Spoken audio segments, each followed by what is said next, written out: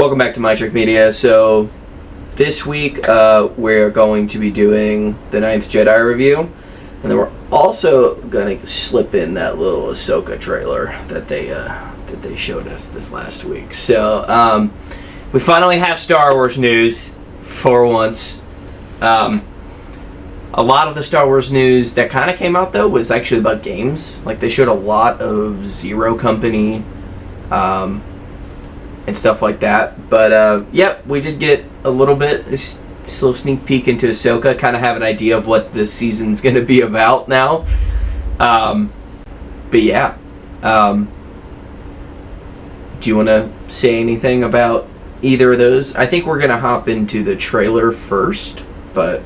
Yeah, let's just get into this trailer and then we'll talk about what we got to talk about. So. All right. Let me watch let me click into this real quick. Should be ready to go. Tell me, Ahsoka. What troubles you?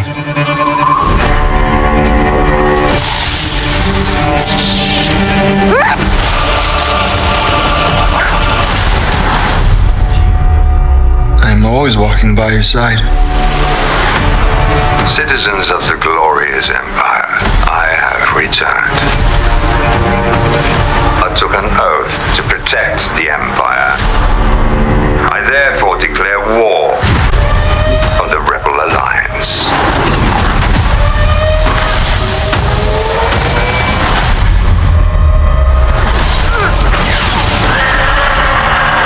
I had a vision. What did you see? More and more danger than I thought. Balin claimed with knowledge of a power. Master! One that could end wars.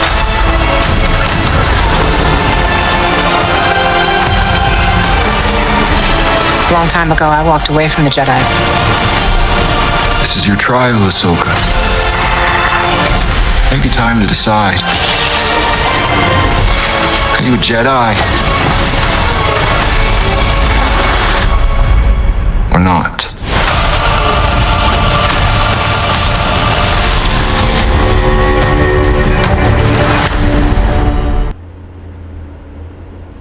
Dude, I'm gonna have to rewatch that in like 0.25 speed at some point. There's just so much going on.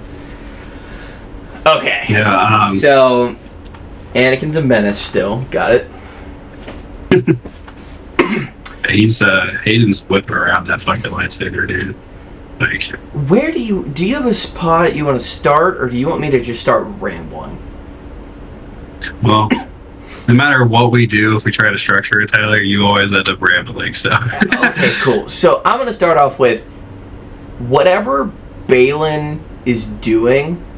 It seems like Anakin doesn't know.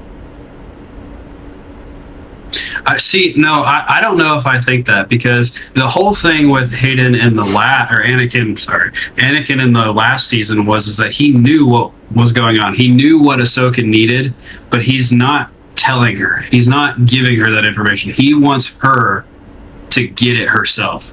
So, no, I don't necessarily think that. I mean, he might not. I mean, you never know. But I also think he's still testing her. He's clear. He said that. And I don't know if I think he necessarily doesn't know what's going on, or if he's testing her so she can, like, grow. I think that's more of what it is, to be honest. Yeah. Because even if it is a weird way to say it. I don't think so. Balin spoke of a way. And it's like,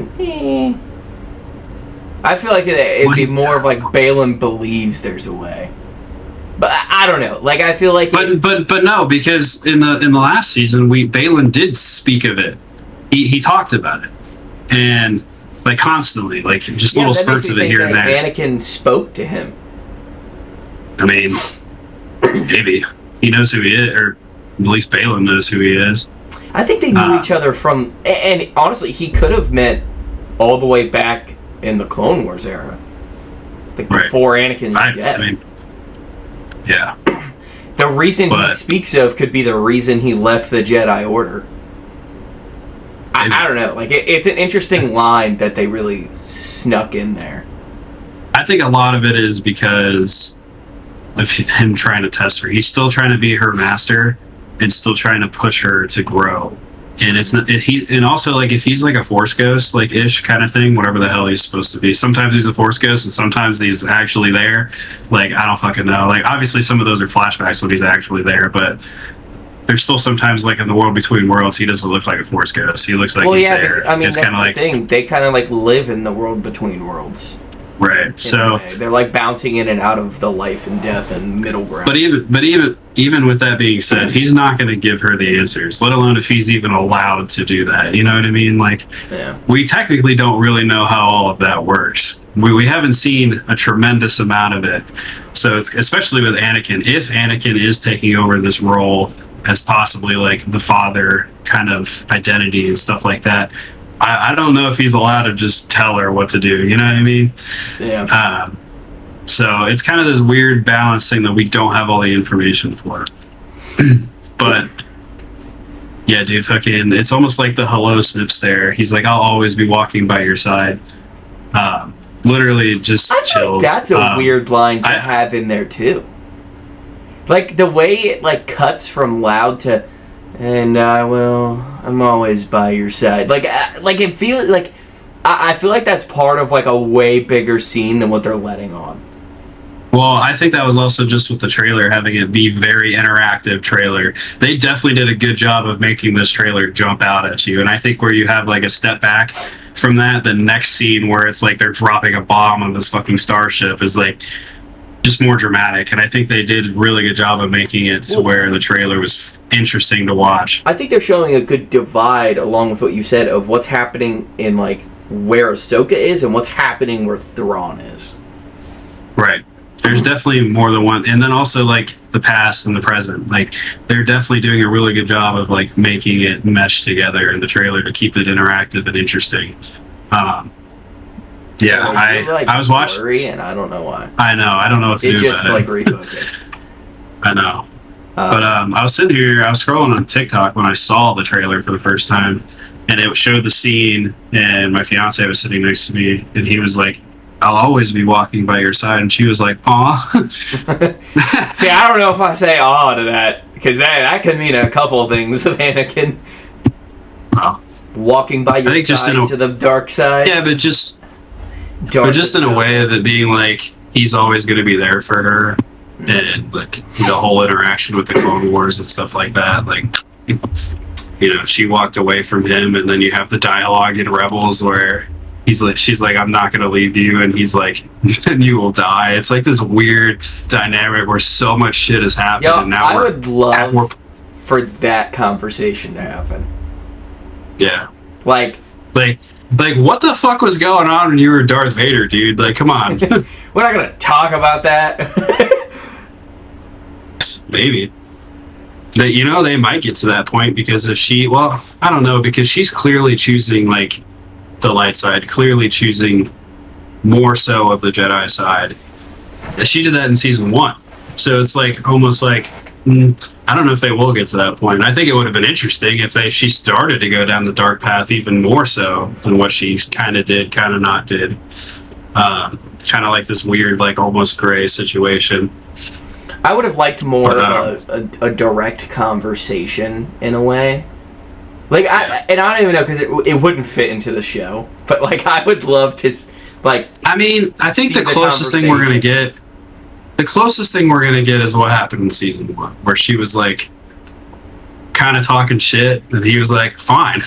You want to see that side of me? I'll show you that side of me. Even if it's, like, they fight again, which I'm assuming is going to happen. Like, that or... There's this weird dichotomy of she gets to, like, see a Force vision of Anakin and Obi-Wan fighting on Mustafar.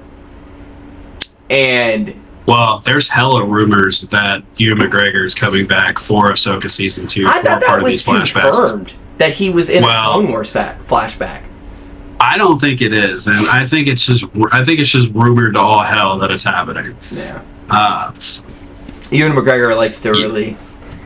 I don't want to say run his mouth, but really likes to throw ideas out of things he that does may like to or may not. He's he's currently pushing for Obi-Wan season 2. Like currently, right now, literally voicing his opinion about that. Hayden's been voicing his opinion about some Vader shit. Like the guys, and then also Clone Wars. He's very fascinated in trying to do some kind of live action Clone Wars thing, something. Yeah. I don't really know how that would work because we're definitely getting to a point where these guys are getting old, and it's like, all right, like we can have a little bit, but we definitely can't go through 6 or 7 seasons worth of this shit. Like it's not happening. So it's like, okay, guys, like I think it could be cool to have like a short series where you pick like some arcs or whatever, some important arcs, and like go for it. I think that'd be cool, but you're definitely not getting 7 seasons out of it. Like it's not, or even like 2 seasons. Like we're pushing it already as it is. And honestly, I would rather see Darth Vader content over that. I'd rather have new content. I would rather have new content. I think it'd be awesome to see all of them together.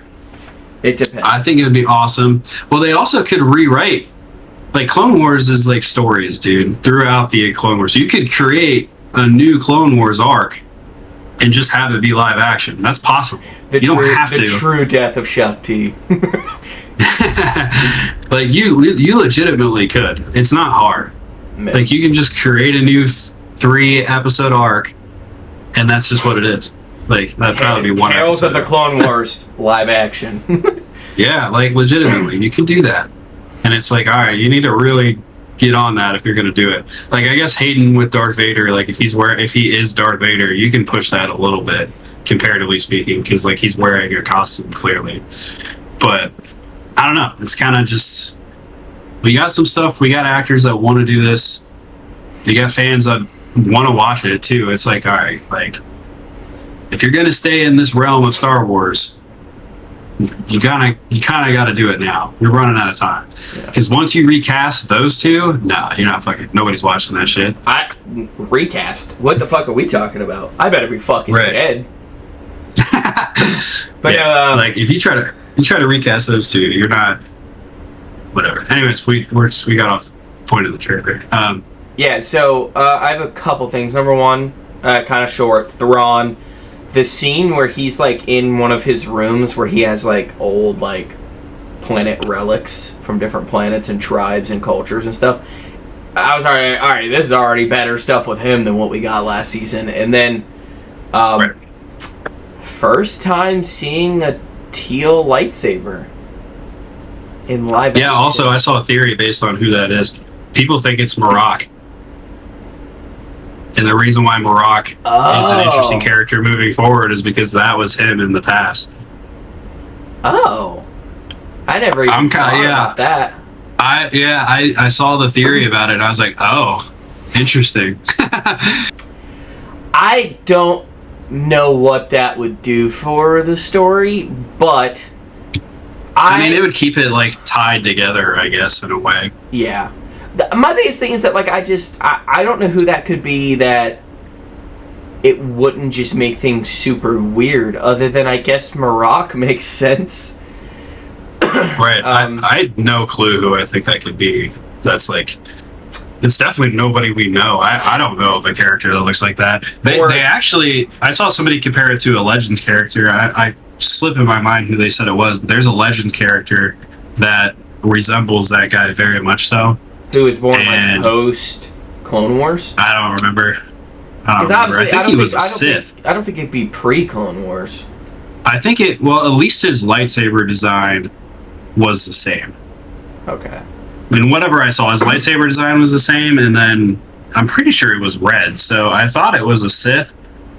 I don't know who this character is supposed to be at all. Balin in his prime. Who knows? It's not Balin. I mean, we don't know anything about him pre his 60s. Balin and his emo face. Like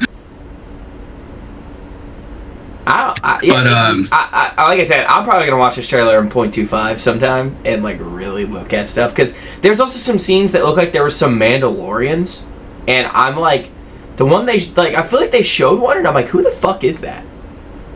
Right. And then obviously they're really leaning into the witches. Yeah. Live action. Dude, also the bow was awesome. That's the first time we've ever seen that in live action. I thought that was cool. Dude, they were gross looking. I mean, what the fuck? They're Like, they're hideous. gonna be gross looking. Like, Yeah, I just can't even imagine Ventress in live action then. they either would make her look disgusting or try to like over sexualize the hell out of her, which I Which guess I'm they down kind of for. do. But yeah, and then all the action scenes, like they talk about how most of this is going to be a war, like declaring war, this battle. Dave Filoni was talking about it at the last Star Wars Celebration, I believe, how most of this is a massive war. And I'm assuming the war is going to be going on, and then we're going to have like spurts where it's like Ahsoka's past and this and that, because they're not even on the same galaxy. So I don't know how much involvement they're going to have in a lot of this, where it's like... Another thing that I don't get too is that, like, in the timeline, this would have to be during Thrawn's reign of the Thrawn trilogy. It has to be.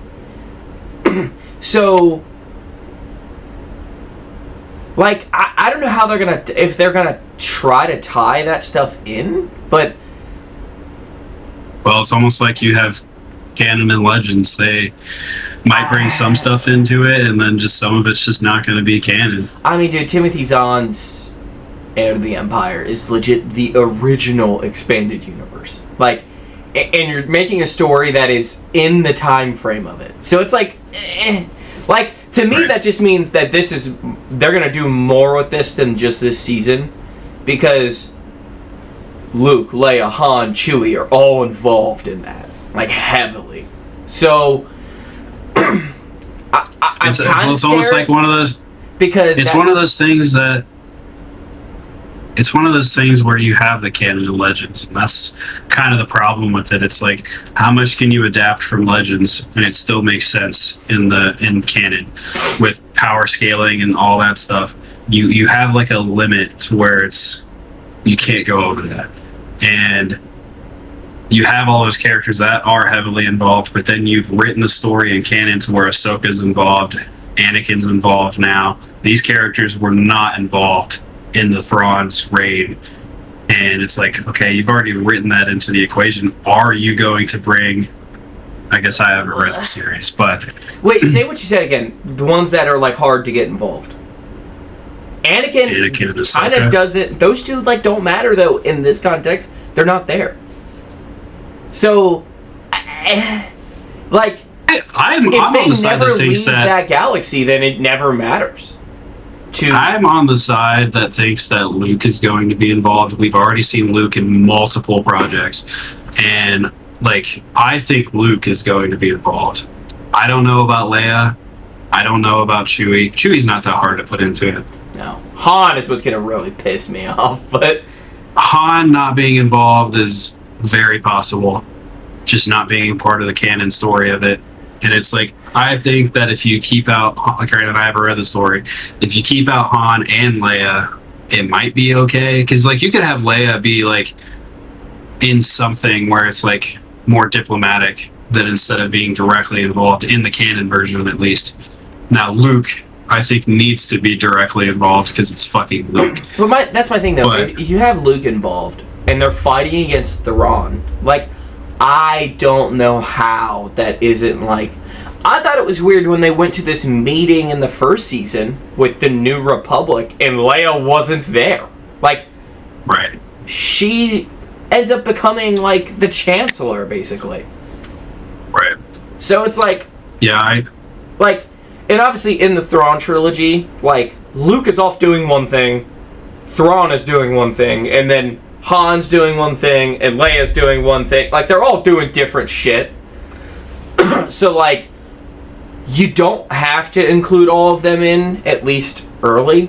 Like, Luke is a weird one because Luke spends a lot of his story going up against that one, like, fake Sith Lord guy who's impersonating Palpatine. So, like, I don't know where that would go. But then Leia's, like, heavily involved in what is happening with Thrawn. So, it's kind of weird. it's also weird because we're supposed to be getting an Heir to the Empire movie that's after this. And it's like, okay, we have that. And it's like, are we getting another season of Ahsoka? Is that also possible? Or another season of Mando. Well, Mando's so up in the air after the fucking movie. I have no idea. Yeah. Like, they were supposedly supposed to come back and still make seasons 4 and 5, but now with how bad the movie did, I'm not sure. I don't know if they could look at that though and judge like how well a season would do. Well, I'm assuming that the seasons are going to do better, but it's just the money that they like lost from doing it. Yeah. It's like the production of it. So it's like, I don't know what we're going to get now. And it's kind of like, all right, are we getting another season of Ahsoka? Are we actually getting this movie? The Heir to the Empire movie? How much more are we getting? Because like you told us we were getting all of this and it made sense. And like it could bridge gaps and bring some of these characters in that make more sense, like Luke being in the equation. I even think if you have Leia do something, that's fine. We don't have Han Solo as far as we know in any of this time period. We haven't seen him yet. And it's like, okay, where are we bridging these gaps? Yeah. But I mean, anyways, back to the issues I had with when we talked about it when Ahsoka Season 1 came out. Well, they had told us the plan, and now the plan might be changed because of how bad shit's doing. So that's kind of the problem with that. But anyways, back to the trailer. I thought visuals looked good. Music sound looked good. The music sounded good. Yeah, I'm really excited. I think it's going to be cool. Again, it's just how are they going to bridge the gap? Are we getting another season? Don't know yet. Took 4 fucking years to get this shit. Yeah. Yeah, so I guess we'll see. I'm excited though. Trailer is awesome. Comes out quicker than what everybody thought, too. January 20th. I mean, I guess it makes sense. It was supposed to come out this year and it got pushed back. Thank God it's not pushed back like forever. That just makes me think that Maul is coming out in May. So... Yeah. Or April. Maul's supposedly coming out next year. Yeah, probably. Dude, I by wouldn't the be surprised if way, it's... dude, all of these companies keep deciding, like, hey, we're going to release TV shows sequentially in January, February, March, or April. We got to calm down. Next January is going to be Ahsoka, followed up in February by Invincible, followed up by probably another season of a Game of Thrones show, followed up by Maul. Like, fucking hell, guys. And I'm forgetting something, too. I mean, obviously, any other projects that want to come out in the meantime, but... I don't know. Anyway, we need to jump to the second half. We've been talking for like 22 minutes about fucking the trailer. Alright, the Ninth Jedi. How do you want to go about this? Do you just want to be like, hey, this is what we thought? Right out the gate. So What'd you think? I mean, we watched it all 10 episodes. So you have the 8 episodes of the show, and then the 2 episodes from Visions. We watched it that way. We watched it just when it came out. Like score straight up, or Fuck it.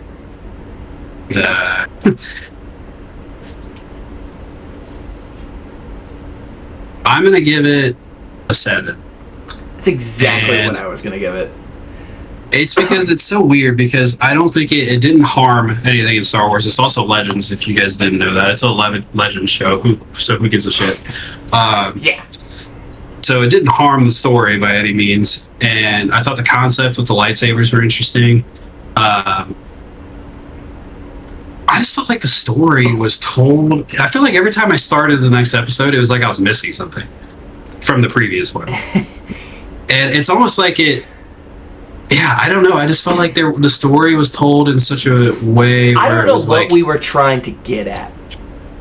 Yeah. I mean, the whole thing was just building a weapon and trying to stop it. And No, but also that's you were like- kind of... It's like not even... The whole point is that, like... Well, you're also kind of creating like a new Jedi Order. That's kind of the... Yes, but also that, like, there is no... Like, from what I got it was that there is no, like, middle ground to fighting. Like, you may think... They kind of almost... They kind of almost were like gray Jedis. Nah, that doesn't exist, guys. Shut up. Yeah, and, like, I don't hate that they went for that.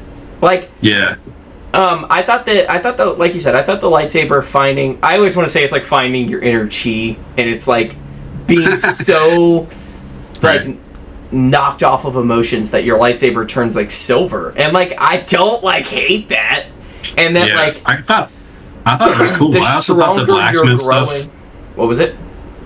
It was like the blacksmith like created the crystal and the lightsaber with the crystal in a way that it's like it can sync with you, and I liked how it kind of transitioned with that. It was like, I think it made more sense than like in the Acolyte where she just got pissed off and then it just turned red. Like, I think like there was more emotion and more that went into it over a period of time to where it created it to be like, okay, she had a red lightsaber for a decent amount of time, and it took a minute for it to get back to the silver, and then took more time for it to get back to the green where she was meant to be. And it truly reflects like your thoughts and your actions. And like, I guess we're talking about the Acolyte a little bit, where like the Acolyte kind of felt like, oh, I'm angry, let it turn red. Where there's this guy that's perceivably bad, but his lightsaber's blue because he's not like a bad person in a way up to that Well, point. that was just his Jedi lightsaber that he had. Yeah, but which is even crazier. Like, his didn't just turn red, like how Anakin's didn't just turn red when it happened. Obviously, I think you had Kara dealing with everything that she dealt with. She lost her dad like years ago, seen so much death in this time period, and then got to the point where she lost like almost her master in a way, that this figure that was like the master to everybody, because her dad was kind of like just in the shadows and stuff like that. He gets killed, and then she kind of just goes off the rails, and it took episodes before it turned red, and she went on a killing spree during that time period as well. And you could tell like she was like losing it, and I don't know, I just feel like there was progression to get to that point versus igniting the lightsaber and then it catches on fire and turns fucking red. Like, and also the lightsabers were designed to reflect your emotion in the moment as well. They weren't just a normal kyber crystal that just changes color. So you guys also have to think about that.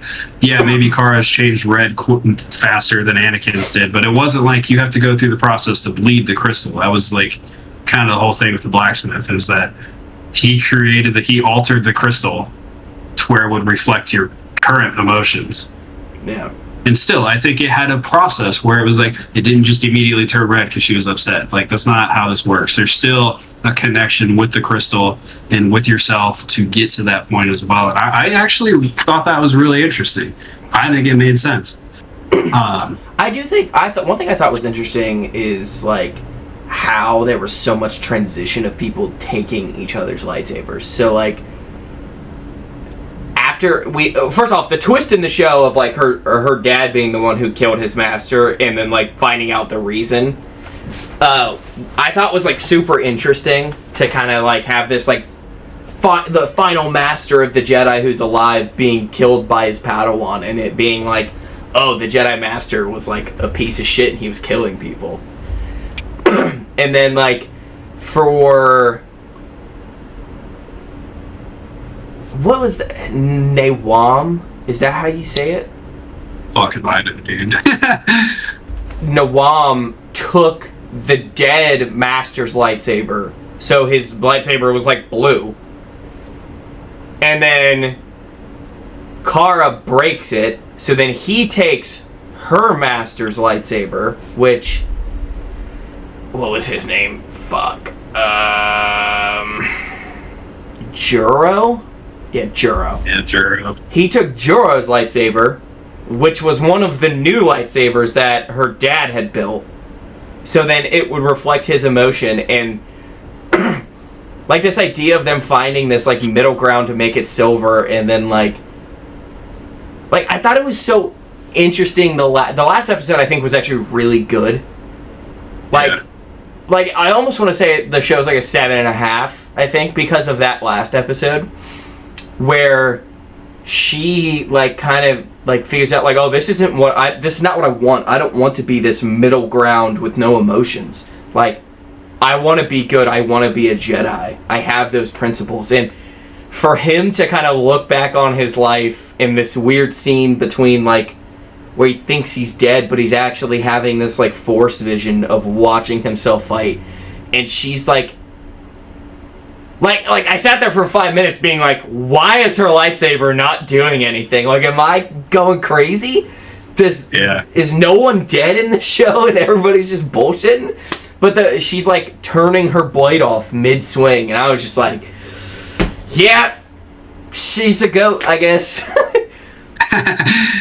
Well, they kept talking about how powerful she was compared to everybody else, and I mean, power scaling in Star Wars has always been really weird the last decade or so. So Yeah. whatever. But also it's Legends, so I kind of don't care. It's not like it's being compared to the Chosen One and shit like that. But whatever.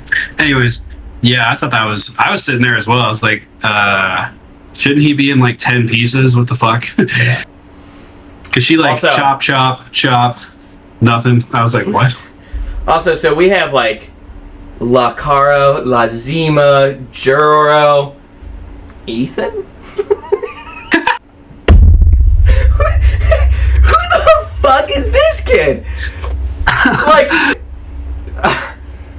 Like, okay, I understand that his role in the show is to play this like young like scout. He's scouting out the bad guys, and it's just why the fuck did they name him Ethan? And then we have like Noam, the one dude who becomes like a General Grievous hybrid. His name is like Gino or Gino or some shit. Yeah. We have like the one guy's name was like Dunby, and then we have fucking Ethan. How is that possible? I think that was almost a joke. Yeah, I gotta fuck with the big tall guy. I wish he did more. His name was like Homan or some shit. Yeah, with the purple lightsaber. Yeah, I wish we got more about him. Because at one point, dude, like one of the beginning fight scenes when like Juro calls those Jedi who happen to be Sith, his lightsaber turns red and he's like fighting everybody. And then he like stops him and he's like, "Sorry, Master, I was consumed by the..." And I'm like, yo, I never even like considered the fact that like people who were weaker than like a Mace Windu would just flip sides. Right. And obviously the lightsabers make that able. That's why his fighting style is banned. Yeah, well, it also like, yeah, it makes sense that like because they have the blade changers that could happen. Like if Mace turned to the dark side, his shit would still just be purple as long as he wanted it to be. But yeah, I was like, what? That was like I feel like there were some really, really good scenes, and then we were on that one planet with the monkey things, and I was like, eh. That's classic Star Wars. Yeah, she like learned some lessons there, so like I'm not gonna be like angry about it, but at the same time, I was just, like, the highs and lows, like when they're like when Ethan is scouting the base, I was like, who gives a shit? Yeah, but I don't know, and it was very Star Wars. And now that we're sitting here talking about it, I think I did like it more than what I think. Yeah, 7.5. The problem was I just felt like in between episodes, I just felt like, did I miss something? Like for like the first like a minute or two of the new episode, I was like, did I miss something? Like, what the fuck happened? Like, I don't know. I felt like each episode when it started, it literally was almost like you were missing something. Maybe I need to rewatch it, but actually, now that we talk about it, I feel like it was better than. Yeah. I will say one thing I did not like. I did not like the distortion of the sizes of lightsabers. There were some times where lightsabers were a foot long. Well, no, her dad was doing that on purpose. Because when he would grab the lightsaber, it would change sizes. He wanted it to be smaller. I don't like that. Well, that's just the way. I don't like that he made that ability. In the first episode, in Visions, he literally like made it longer and then. Yeah, no, I remember, but like. Yeah. That was just a personal preference thing at that point. And yeah, it did look weird, but... Yeah, I didn't... I mean, it works for him. He's pretty cool. I still feel like sometimes it's a little inconsistent as well. I don't think so. I think it was just him. And I think it was just however he wanted it to be. I feel like some of the like, front shots looked a little funky. That's also, I think that's just going to look like that anyways, in like an animation style thing. Yeah. But no, I think his changed constantly because he was doing it. I think that whole scene in the first episode was showing us that he's going to do that. All right, I have a question. Who do you think is the most annoying character in the show? Well, we had talked about this a little bit. We usually don't talk about it before we get on the podcast, but you were saying Kara because Kara. Oh, I was gonna say, if your answer is not Ethan, how is it not Teto? Which I guess he's from the Vision series, but also, like, I wanted to say I shit on Teto so much during Vision's conversations and shit like that. I actually rewatched it. I kind of take that back a little bit. Like, yeah, he was annoying, but like, I definitely hammered on him a little way too much. nah, dude, he's fucking annoying. Yeah, but like, I definitely hammered on him Teto's too master. much. Oh, yeah, I'm good. But yeah, you were saying something about Kara. I think Kara, this is the whole point with character development. Like, she grew a lot throughout the show, and I think it was really good pacing. I think it was really good for her. I actually really fucked with that. The most annoying was honestly the guy that turned into like a fucking cyborg type thing. Yeah. Just like, dude, shut up. Get your fuck ass self off the screen. I don't care. Dude, when he started, like, when he took his cloak off and he starts, like, becoming this, like, weird General Grievous thing, I was like, dude, how many things is he gonna pull out of his ass? Yeah. And then I thought that was one of those scenes that, like, I liked and didn't like at the same time. I liked the messaging of, my blanket. Zima, like, becoming stronger with his, like, not caring. Now I'm fucking blurry, too. What the fuck is going on? Anyway, whatever. How, like, Zima was, like, falling deeper and his lightsaber was getting more and more silver. And then, like, Kara's, like, destroying this other, like, turret, like, the biggest droideka ever. Like, that dude, I can't think of his name now. I think I said it earlier. Like, Geno, or whatever his name was. He, like, became this big-ass thing, and then, dude, Jima just absolutely obliterates him, like, in 4 seconds. Like, they had, like, a semi-good fight, and then they were, like, found, like, they became more non-caring, and he just fucked him up instantly. Yeah. And then, you know, wrapping back around to the end, giving a lightsaber to the bad guy to become the ninth Jedi. I don't know if you caught that, but that was the whole point, was getting to where he was the ninth Jedi. Yeah. Yeah, I thought that was interesting that Zima was willing to, like, work with him. I think it makes sense. I mean, we kind of saw how the guy you were talking about, the guy with the purple lightsaber, he turned dark and then came back. Yeah. And yeah, and I think like he was just so conflicted with what happened that day, didn't really know the full story, and that's kind of how a lot of bad guys start, to be honest. It's like kind of don't really understand what's going on at such a young age, and they just turn bad, and they kind of just go through their phases. And it's like, well, he clearly was in the middle anyways, or had this like conflict within him because he had a silver lightsaber. So clearly he was like conflicted. Yeah. So no, I don't think it was a stretch for that to happen. But then the cliffhanger, he ignites the lightsaber and it goes black, and I'm like, yeah, they kind of want a season 2. Like they're still pushing. Yeah, I don't know how well I think the show did. I haven't heard anybody say anything. And you were also talking about the video game news, and I haven't even seen that. I've been so out of the Star Wars realm recently, I guess, that I think the viewers I barely even saw these. Huh? So I think the viewers know that. You just haven't been here. Well, yeah, been out of commission. But yeah, I think there's just let's look it up real quick. This show? Yeah. I mean, I think it's like a 7 or something. So IMDb has it at a 6.9. There's more than 11 reviews now, which it was at a 7. So the fact that it's only gone down 0.1 with 1,100 199. That's not awful. 91 on Rotten Tomatoes. Which Rotten Tomatoes is. Now, the fan score is what we're all here for. I feel like Rotten Tomatoes, like, that company really likes animes over what IMDb does. So, like, that makes sense, too. It depends on the anime. But, yeah. They're more inclined 82. to treat them fairly, is what more what 82 on the fan score.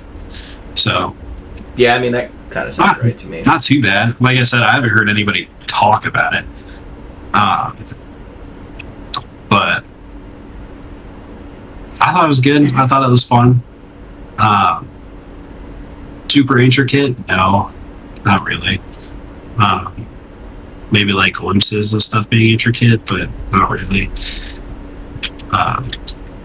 Just like basic knowledge of Star Wars, and you don't even really need that, to be honest. Like, they kind of explain the whole lightsaber thing, so maybe understanding how the lightsabers change color versus how they change color in canon, and just differentiating the two of them, that's different, but that's just people just want to shit on it for no reason, so whatever. I thought it was good. I thought it was fun. May or may not be a season 2. I'm not opposed for a season 2. Honestly, I just don't think it should be. I kind of wish they would, like, greenlight another Vision show. Yeah, I would maybe, rather like, see that. once a I year think this was greenlight a Vision.